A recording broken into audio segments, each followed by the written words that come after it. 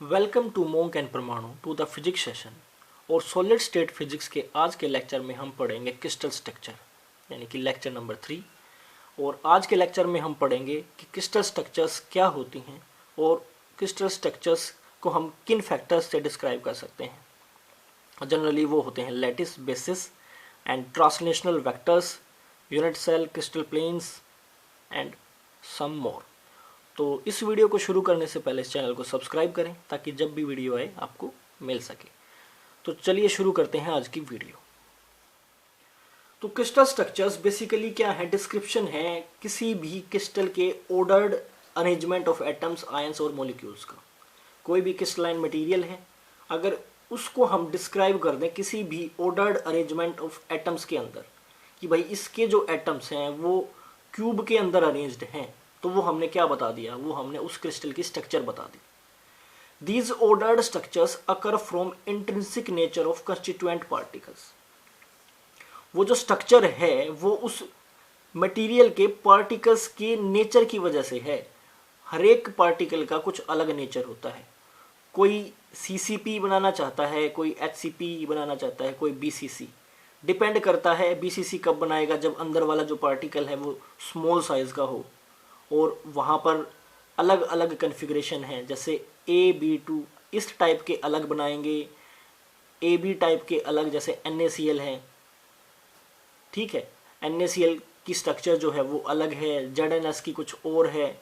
इस तरह अलग अलग कॉन्स्टिट्यूएंट पार्टिकल्स अलग अलग तरह की सिमेट्रिक पैटर्न शो करेंगे, जिसकी वजह से उनकी जो ऑर्डर्ड स्ट्रक्चर है वो डिफरेंट हो जाती है 3D स्पेस के अंदर।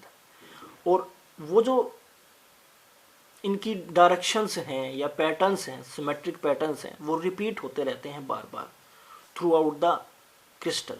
तो उस रिपीटिशन को हम पीरियोडिसिटी बोलते हैं, या फिर रिपीटिशन ऑफ बेसिक अरेंजमेंट बोलते हैं, जिसको जनरली हम पीरियोडिसिटी ही कहते हैं। अब क्रिस्टल स्ट्रक्चर जो है क्रिस्टलाइन मटेरियल्स की, वो डिस्क्राइब करने के लिए हमारे पास इतने फैक्टर्स हैं, 4 या 5 फैक्टर्स हैं, जिसके साथ हम किसी भी क्रिस्टल स्ट्रक्चर को वहाँ पर डिस्क्राइब कर सकते हैं। तो पहला है बेसिस और लैटिस। लैटिस क्या है, बेसिस क्या है? कोई भी क्रिस्टल स्ट्रक्चर है उसकी हम लैटिस देख सकते हैं कि लैटिस क्या है, बेसिस क्या है। ट्रांसलेशनल वेक्टर्स कौन कौन से हैं, सिमेट्रिक ऑपरेशन कौन कौन से लग सकते हैं। यूनिट सेल मोस्ट इंपॉर्टेंट है, क्रिस्टल प्लेन्स ये भी इंपॉर्टेंट। तो आज की वीडियो में हम क्या करेंगे, हम lattice, basis, crystal translational vectors, unit cell, ये सब पढ़ेंगे। अब हम शुरुआत करते हैं अपने फर्स्ट टॉपिक के बारे में, वो है क्रिस्टल ट्रांसलेशनल वेक्टर्स। लेकिन इसको समझने से पहले हमें lattice point, basis, unit cell ये सब समझना होगा। तो चलिए देखते हैं क्या है ये सब चीज़ें। In a crystal, there is a regular arrangement of atoms. One can imagine points in space about which these atoms are located. Crystal structures के अंदर, यानी क्रिस्टलाइन मटेरियल्स के अंदर, मैं कोई एक पॉइंट ऐसा इमेजिन कर सकता हूं स्पेस के अंदर जिसके आसपास एटम्स अरेंज्ड होंगे। जैसे कि ये मैंने लैटिस का एक पॉइंट इमेजिन कर लिया। अब वो जो एटम है, मान लो सोडियम है, चाहे वो एटम इस पर हो या फिर इसके पास हो, यानी कि हमने एक रेफरेंस पॉइंट लेट कर लिया किसी भी क्रिस्टल के अंदर, यानी कि 3D के अंदर, जिसके अबाउट, जिसके आसपास हम उस क्रिस्टल का एटम लोकेट कर सकते हैं, उसको हम बोलते हैं lattice point. Lattice point basically वो पॉइंट्स होंगे जहां पर एटम्स होंगे, असलियत में वहां पर एटम्स होंगे। ठीक है, lattice point is the point in space around which there are same surroundings. देखो, लैटिस पॉइंट का मतलब है कोई भी मटेरियल, उसके अंदर ये क्रिस्टल स्ट्रक्चर। ये पॉइंट क्या है, ये सारे पॉइंट क्या हैं? ये सारे पॉइंट हैं लैटिस पॉइंट, यानी कि यहाँ पर एटम्स होंगे। और ये लैटिस पॉइंट कुछ इस तरह होंगे कि इसके चारों तरफ, जैसे ये पॉइंट उठा लेता हूँ, इसके इधर भी, इधर भी, इधर भी, इधर भी, उतनी ही दूरी पर उसी तरह के स्ट्रक्चरल अरेंजमेंट दिखाई देंगे, जो कि यहाँ इसके भी चारों तरफ, ये भी चारों तरफ घिरा होगा। अगर मैं यहाँ ड्रॉ कर देता हूँ तो लैटिस पॉइंट क्या है? लैटिस पॉइंट है 3D स्पेस के अंदर वो पॉइंट्स जहाँ पर एटम्स लोकेट किए जा सकते हैं, और वो जो पैटर्न है वो रिपीट होता रहेगा हर बार, यानी कि हर एक लैटिस और उसकी सराउंडिंग क्या होगी? सेम होगी। In a crystal, all atoms arranged on these lattice points, these crystals are ideal crystals. अगर इन पॉइंट्स पर ही एटम अरेंज्ड हैं, इसके अलावा कहीं और नहीं है, या फिर कोई भी पॉइंट मिसिंग नहीं है, तो उस तरह के क्रिस्टल्स को हम आइडियल क्रिस्टल्स बोलते हैं। In a material crystal, we observe that lattice point on which atoms are arranged, जो लैटिस पॉइंट हैं जिन पर ही एटम अरेंज होंगे किसी भी क्रिस्टल मटेरियल के अंदर, वो रिपीट होते रहते हैं बार बार। यहाँ सोडियम, यहाँ यहाँ यहाँ यहाँ यहाँ यहाँ हर तरह, किसके अंदर? स्पेस के अंदर। तो इस तरह की लैटिस को हम बोलते हैं स्पेस लैटिस। स्पेस लैटिस क्या है? स्पेस लैटिस है लैटिस पॉइंट्स की कलेक्शन एक डेफिनेट अरेंजमेंट में, जो लोकेट करती रहे उस मटेरियल के एटम्स को, या फिर उस अरेंजमेंट के, उस मटेरियल के आयंस वगैरह को। तो these space lattice generally represent all lattice point sites in crystals, यानी कि स्पेस लैटिस क्या होगी? वो हर पॉइंट को डिफाइन करेगी, लोकेट करेगी जहां पर एटम लोकेटेड है 3D के अंदर। यहाँ पर स्ट्रक्चर ये हम देख लेते हैं इस डायग्राम के अंदर। ये सब लैटिस पॉइंट्स हैं जहाँ पर एटम्स होंगे, इनको हम बोलेंगे लैटिस पॉइंट, जहाँ पर एटम्स हम रख सकते हैं। और इस पूरे अरेंजमेंट को, ऑल कलेक्शन को, all lattice point in 3D form, space lattice, इसको हम बोल देंगे स्पेस लैटिस। अब समझते हैं बेसिस क्या होता है। Let us consider an example of sodium crystal. हमारे पास ये सोडियम के क्रिस्टल्स हैं। ये जो लैटिस पॉइंट हमने यहाँ पर शो किए हैं, यहाँ पर सोडियम हमने रख रखा है। ये तो सिर्फ सोडियम की हमने लैटिस बनाई। अगर हम एक स्ट्रक्चर लेते हैं NaCl, और Na को हम दिखाते हैं कुछ इस तरह डॉट के साथ, और इसको हम इस तरह एक जीरो के साथ, स्मॉल जीरो के साथ, यानी कि स्मॉल सर्कल के साथ। ये तो जो स्ट्रक्चर है हमारे पास, ये एक कम्बिनेशन है Na और Cl आयन का, एटम का।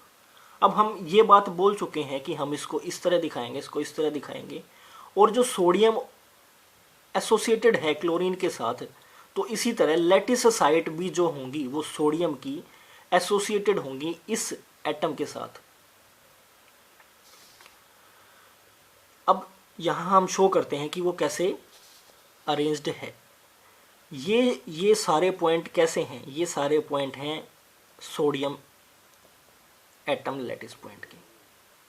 अब अगर मैं इसके पास दिखाऊं एक क्लोरीन का एटम, और इसको मैं इस तरह एसोसिएट कर दूं, तो ये हमारे पास क्या बन गया? ये हमारे पास एक बेसिक स्ट्रक्चर हो गई उस मटेरियल की, यानी कि NaCl की बेसिक स्ट्रक्चर क्या है? ये है। और ये बेसिक स्ट्रक्चर बार बार रिपीट हो रही है, तो मैं इसको क्या बोल दूंगा? ये होगा basis of that crystalline material. Basis, क्योंकि ये बेसिक स्ट्रक्चर है, तो इसी के रिपीट होने पर, अगर ये बार बार रिपीट होता रहे, ये इतनी अरेंजमेंट, यानी कि NaCl NaCl NaCl, तो हमें क्या मिलेगा? एक पूरा क्रिस्टल मिलेगा। और वो जो क्रिस्टल है वो कब रिपीट होगा? जब लैटिस पॉइंट Na और उसके साथ एसोसिएटेड हो Cl, यानी कि लैटिस साइड्स पर Na और उसके साथ एसोसिएटेड हो ये पूरा कंपाउंड, यानी कि NaCl। तो इस तरह the fundamental arrangement of the material that repeats to form full crystal, since the arrangement of Na lattice which is associated with chlorine atom is the basis of structure material, इसीलिए हम बोलते हैं basis. Basis क्या है? Basis generally एक repetitive combination of molecules है। तो इस तरह हम बता सकते हैं कि space lattice plus basis is equal to होगा क्रिस्टल स्ट्रक्चर। मतलब ये स्पेस लैटिस पॉइंट्स, यानी कि कॉम्बिनेशन इनका लैटिस पूरा, और उन लैटिस साइड्स पर एसोसिएट होंगे सोडियम और क्लोरीन की स्ट्रक्चर जो कि बेसिक है। तो वो कंबाइन होके मिलेगा एक क्रिस्टल स्ट्रक्चर, यानी कि lattice plus basis is equal to crystal structures. अब हमारा सबसे इंपॉर्टेंट टॉपिक इस वीडियो का वो है क्रिस्टल ट्रांसलेशन वेक्टर्स। तो क्रिस्टल ट्रांसलेशन वेक्टर्स के लिए हमें एक लैटिस लेट करनी होगी। इस तरह हमने लैटिस साइड्स ले लिए हैं बहुत सारे, और ये हमारे पास एक लैटिस है। अगर हम बात करें ट्रांसलेशनल वेक्टर्स की, तो ट्रांसलेशनल वेक्टर्स है क्या? वो एक साधन है, एक डिवाइस है हमारे पास, या एक ऑपरेशन है जिसके द्वारा हम लैटिस साइड पर रखे, यहाँ यहाँ यहाँ यहाँ कहीं भी रखे एटम्स एक एटम से दूसरे एटम पर जाना चाहें, यानी कि यहाँ से यहाँ, यहाँ से यहाँ, तो इसके जो कोऑर्डिनेट्स होंगे उनको कैसे लोकेट करेंगे हम? यानी कि हम यहाँ से इतना चल पड़े तो यहीं जरूर पहुँचें, कहीं और ना जाएं। वो तरह की सिचुएशन जो है वो ट्रांसलेशनल वेक्टर से पता चलेगी। यानी कि अगर हम एक एटम से दूसरे एटम पर जाना चाहते हैं, दूसरे लैटिस पॉइंट लैटिस साइड पर जाना चाहते हैं, तो वहाँ पर कुछ वेक्टर्स की मदद लेनी होगी, वो होंगे ट्रांसलेशनल वेक्टर्स। तो उन ट्रांसलेशनल वेक्टर्स को समझने के लिए हम कंसिडर करते हैं एग्जांपल। हमारे पास है एक क्रिस्टल लैटिस जिसका ओरिजिन यहाँ है O, और हमारे पास एक लैटिस साइड है A। अब इस लैटिस साइड A से हम B पर जाना चाहते हैं, लैटिस साइड A से हम B पर जाना चाह रहे हैं, O हमारे पास ओरिजिन है। तो हमारे पास यहाँ से यहाँ तक का एक पोजीशन वेक्टर होगा OA। पोजीशन वेक्टर OA जो है वो होगा R, और जहाँ जाना चाह रहे हैं वो है B, यानी कि OB। तो पोजीशन वेक्टर क्या होगा? R dash. पोजीशन वेक्टर क्या होगा? R dash. अब सिचुएशन ये है कि अगर मैं यहाँ से यहाँ एक पोजीशन वेक्टर ड्रॉ कर देता हूँ, तो यहाँ से यहाँ जाने के लिए एक ट्रांसलेशनल ऑपरेशन लगाना होगा। ऑपरेशन का मतलब है कोई एक ऐसी फिजिकल क्वांटिटी जो मैं ऑपरेट करा सकूँ। फिजिकल क्वांटिटी में जैसे मैं मल्टीप्लाई कर दूँ, मैं ऐड कर दूँ, डिफरेंशिएशन कर दूँ, इंटीग्रेशन कर दूँ, इस तरह की कोई भी चीज़। मैथमेटिकल ऑपरेशन हो सकता है या फिर फिजिकल ऑपरेटर हो सकता है। तो यहाँ से मैं ट्रांसलेशनल ऑपरेटर यूज़ करूँगा T, जिसकी मदद से मैं यहाँ पहुँच जाऊँगा। वो कैसे? मैं इतना इस तरफ जाऊँगा और इतना नीचे की तरफ आऊँगा। तो यही एक ट्रांसलेशनल ऑपरेटर है हमारे पास, सिंपल सा। तो यहाँ मैं पहुँच जाऊँगा। अगर हम ट्रांसलेशनल ऑपरेटर की मदद से B पर पहुँचते हैं, और B एक लैटिस पॉइंट है, हमें पता है B भी एक लैटिस पॉइंट है, लेकिन लैटिस पॉइंट उसको हम कब बोलेंगे? यही तो हमें प्रूव करना है कि अगर A से मैं B पर पहुंचता हूं तो वो एक लैटिस पॉइंट होगा। और लैटिस पॉइंट की खासियत क्या है? वो है कि उसकी भी सराउंडिंग वैसी ही होगी जैसी सराउंडिंग A की होती है। समझ में आया? तो ये बात है कि सराउंडिंग्स जो है वो सेम होगी। अब यहाँ हम वेक्टर R की डेफिनेशन देखते हैं। R को कैसे डिफाइन करते हैं? R की जो वैल्यू होगी वो अगर हम इस एक्सिस पर देखते हैं तो ये डिस्टेंस जो है वो B है, और ये भी जो डिस्टेंस है वो B है, तो ये होगा 2B। अगर मैं इस पॉइंट का डिस्टेंस देखता हूँ एक्स एक्सिस पर, वो होगा A, यहाँ से यहाँ A, यहाँ से यहाँ A, वो होगा 2A 2B। ठीक है। अब यहाँ देखता हूँ, यहाँ से यहाँ मैं जाता हूँ तो A चलना पड़ेगा प्लस A, और यहाँ से यहाँ माइनस B, ऊपर से नीचे की तरफ माइनस B। तो इसके लिए यहाँ पर मुझे चलना होगा प्लस A माइनस B, तब मैं यहाँ पहुँचूँगा। ठीक है। तो अब हम ये वेक्टर्स एडिशन करते हैं यहाँ पर विद ट्रायंगुलर लॉ। तो ये सेम स्ट्रक्चर मैंने यहाँ बनाई है। यहाँ O है, O से R डैश, ये इसका रिजल्टेंट वेक्टर है। ये यहाँ पर ट्रांसलेशनल ऑपरेटर है, यहाँ लगाया हमने इस पॉइंट पर A पर, जिसकी मदद से हम B पर पहुँच गए। ये R वेक्टर है। R की जो वैल्यू है अभी अभी बताया, दो ऊपर A और A ऊपर 2A, यानी कि दो ऊपर B प्लस B 2B, और दो इस तरफ A प्लस A यानी कि 2A। R की जो वैल्यू होगी वो होगी 2A प्लस 2B।